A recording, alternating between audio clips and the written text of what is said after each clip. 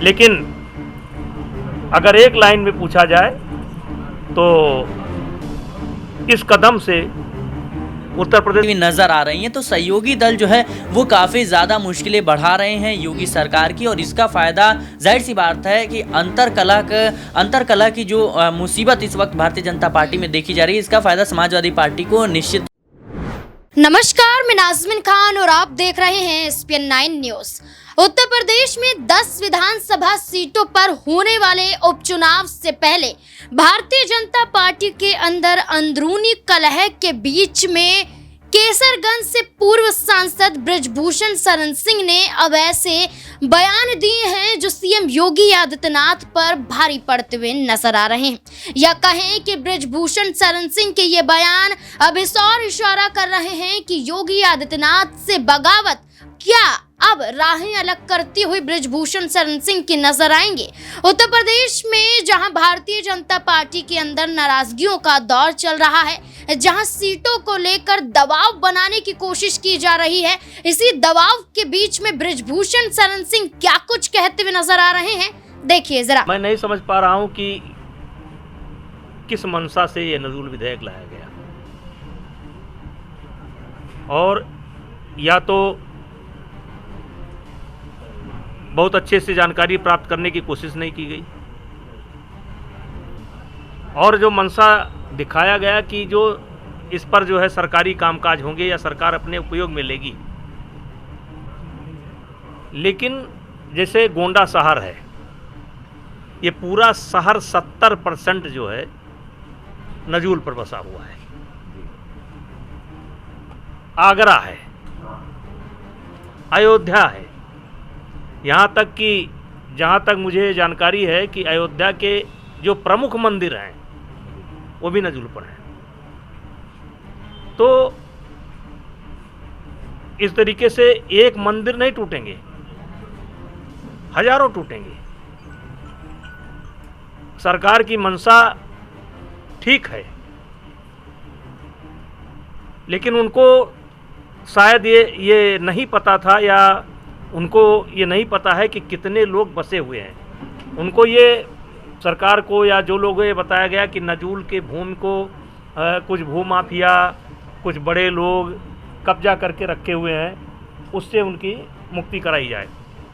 लेकिन अगर एक लाइन में पूछा जाए तो इस कदम से उत्तर प्रदेश। बृजभूषण शरण सिंह को आपने सुना। बृजभूषण शरण सिंह नजूल विधेयक पर चर्चा कर रहे थे। नजूल विधेयक जो उत्तर प्रदेश विधानसभा के अंदर पास तो करवा लिया जाता है, लेकिन जैसे ही विधान परिषद में जो आता है तो हंगामा पसर जाता है। योगी सरकार द्वारा इस विधेयक को लाने की जो बात सामने आई थी, इस विधेयक पे रोक लग जाती है। आरोप लगाने को लेकर या विरोध दर्ज करने को लेकर ना सिर्फ विपक्षी पार्टियां हल्ला बोल रही हैं, बल्कि सत्ता पक्ष में भी आवाज बुलंद होती हुई सीएम योगी आदित्यनाथ के इस विधेयक के खिलाफ भी नजर आती है। नजूल विधेयक जहां पर साफ तौर पर कहा गया है कि ब्रिटिश काल के दौरान से जितनी भी संपत्तियां हैं जो सरकार के अंडर आती हैं, और जहां पर सरकार ने लीज पर इसे जमीनों को दिया है, वो अब सरकार के अंडर आ जाएंगी। यानी कि सरकार का हक उन पर होगा, जमीनों पर। वो जब चाहें तब उसे वापस भी ले सकते हैं, यानी कि मालिकाना हक कहीं ना कहीं सरकार का होगा। लेकिन अब इसका विरोध करते हुए बृजभूषण शरण सिंह नजर आए हैं। बृजभूषण शरण सिंह ने साफ तौर पर यह कह दिया है कि उत्तर प्रदेश में भी कई ऐसी जमीनें हैं जो नजूल संपत्ति के अंतर्गत आती हैं। क्या उन्हें भी सरकार छीन लेगी? क्या योगी सरकार का ये फैसला उत्तर प्रदेश में भूचाल ला देगा, जिस तरीके से बृजभूषण शरण सिंह ने कहा है? बृजभूषण शरण सिंह कहते हैं कि अयोध्या में बने कई मंदिर भी नजूल संपत्ति के अंतर्गत आते हैं। इतना ही नहीं, गोंडा शहर की बात करें तो इसमें भी कई ऐसी जो मकान है, कई ऐसे गांव हैं, वो भी नजूल संपत्ति के अंतर्गत बसे हुए हैं। क्या सरकार उनसे उनकी जमीनों को भी छीन लेगी?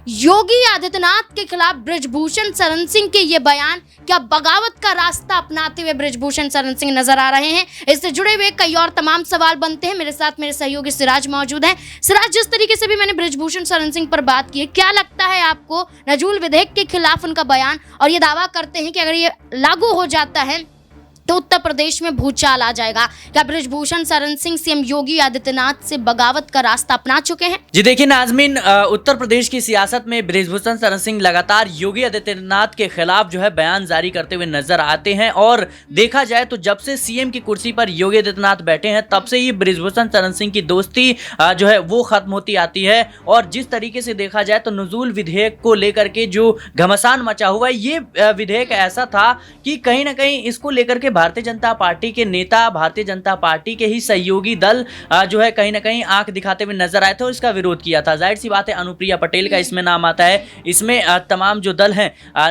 वो उनका नाम सामने आता है और खुद भारतीय जनता पार्टी के जो नेता है उनका नाम सामने आता है। इसके अलावा देखा जाए तो राजा भैया जो है कहीं ना कहीं इसका विरोध करते हैं। तो अब राहें जो है योगी आदित्यनाथ की बढ़ रही हैं और बृजभूषण शरण सिंह का यह बयान अपने आप में कई सवाल खड़े करता है। जाहिर सी बात है, बुलडोजर एक्शन को लेकर के बृजभूषण शरण सिंह कई बार जो है वो योगी आदित्यनाथ पर सवाल खड़े कर चुके हैं, योगी आदित्यनाथ के खिलाफ बयानबाजी कर चुके हैं। तो ये लड़ाई जो है लंबे समय से देखी जा रही है और बगावत की शुरुआत आज से ही नहीं बल्कि जब से सीएम की कुर्सी पर योगी आदित्यनाथ बैठे हैं तब से ही देखी जा रही है। और ये पूरा का पूरा मामला जो है अब चर्चा का विषय बन चुका है। और भारतीय जनता पार्टी में इस वक्त लोकसभा चुनाव के बाद से ही जिस तरीके से योगी आदित्यनाथ के खिलाफ जो तेवर है, वो चाहे वो सहयोगी दल हो या फिर उनके ही विधायक हो या केशव प्रसाद मौर्य हो, डिप्टी सीएम, इनके जो है तेवर बदलते हुए नजर आ रहे हैं। लगातार योगी सरकार की मुश्किलें जो है वो बढ़ती हुई नजर आ रही हैं और यहां तक चीजें खुलकर सामने आ रही हैं कि कहीं ना कहीं जो योगी आदित्यनाथ की कुर्सी है वो खतरे में है और केशव प्रसाद मौर्य वहां पर लगातार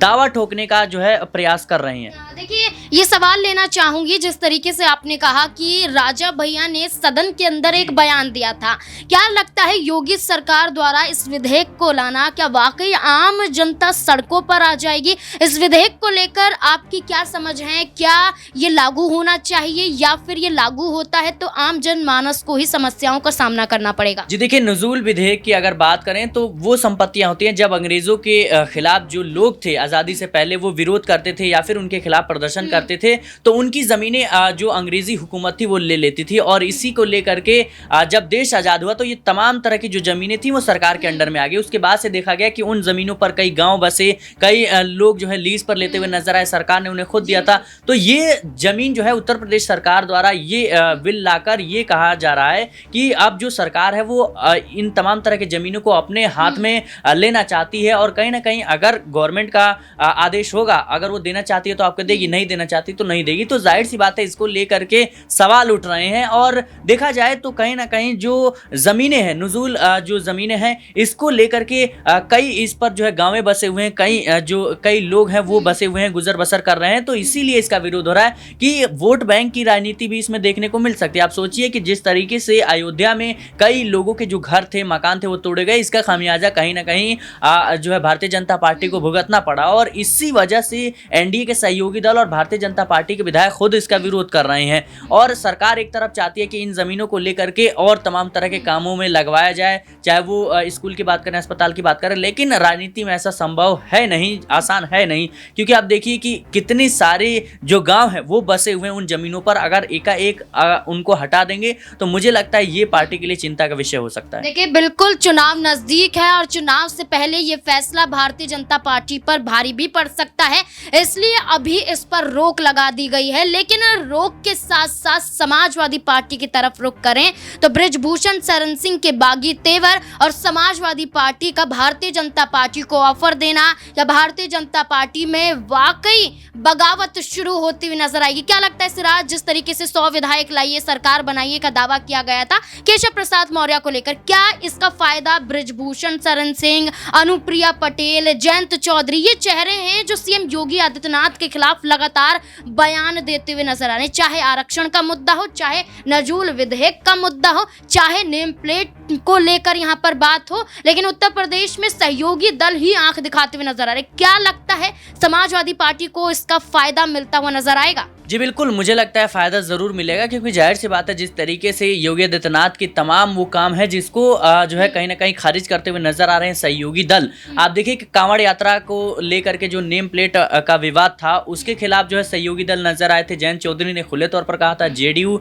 या फिर हम बात करें लोजपा रामविलास की, तो खुले तौर पर विरोध किया गया था और कहीं न कहीं योगी आदित्यनाथ को सुप्रीम कोर्ट से झटका लगा, वो फैसला वापस भी लेना पड़ा। इसके बाद देखा जाए तो अब जो परिस्थितियां बन रही हैं नजूल विधेयक को लेकर के, इसका भी विरोध कहीं ना कहीं हो रहा है। आप देखिए कि अनुप्रिया पटेल जो है ओबीसी आरक्षण, 69,000 शिक्षक भर्ती या फिर तमाम तरह की मांगों को लेकर के कहीं ना कहीं घेरती हुई नजर आ रही हैं। तो सहयोगी दल जो है वो काफ़ी ज़्यादा मुश्किलें बढ़ा रहे हैं योगी सरकार की, और इसका फ़ायदा जाहिर सी बात है कि अंतरकला की जो मुसीबत इस वक्त भारतीय जनता पार्टी में देखी जा रही है, इसका फ़ायदा समाजवादी पार्टी को निश्चित तौर पर होगा। क्योंकि देखिए योगी सरकार के जो फैसले हैं इसके विपक्ष में खुद उनके सहयोगी बोल रहे हैं, तो इसका फायदा मुझे लगता है कि कहीं ना कहीं समाजवादी पार्टी को मिलता हुआ नजर आ सकता है। देखिए बिल्कुल, अब यही देखना होगा कि उपचुनावों से पहले भारतीय जनता पार्टी के कई ऐसे पूर्व सांसद, कई ऐसे नेता और सहयोगी दलों के दिग्गज चेहरे बयान देते हुए नजर आ रहे हैं अपनी ही सरकार के खिलाफ। क्या इसका फायदा वाकई समाजवादी पार्टी को होता हुआ नजर आएगा?